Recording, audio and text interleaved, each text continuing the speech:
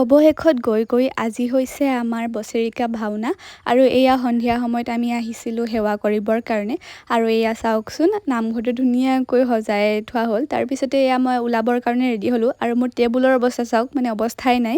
মই ঘৰতে ওলাইছিলোঁ, সেইকাৰণে এয়া মই লাগি গ'লোঁ আৰু ভালকৈ ভিডিঅ' কৰা নহ'ল, যিহেতু সোনকালে ওলাই মেলি যাব লাগে। সেইকাৰণে এয়া ফাইনেল লুকটোৱে দেখাই দিলোঁ আপোনালোকক।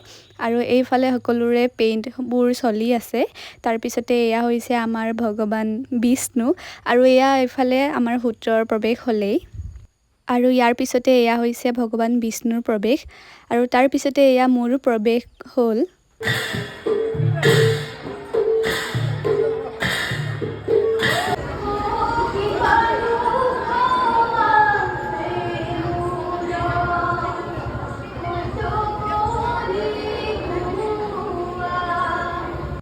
এইফালে এয়া মই গাই আছিলোঁ পয়া।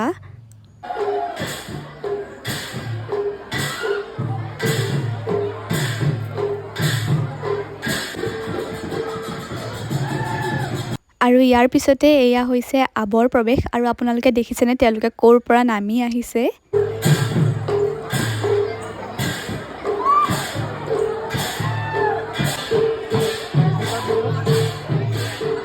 আৰু ইয়াৰ পিছতে দেৱী আৰাধনাই প্ৰৱেশ কৰিলে।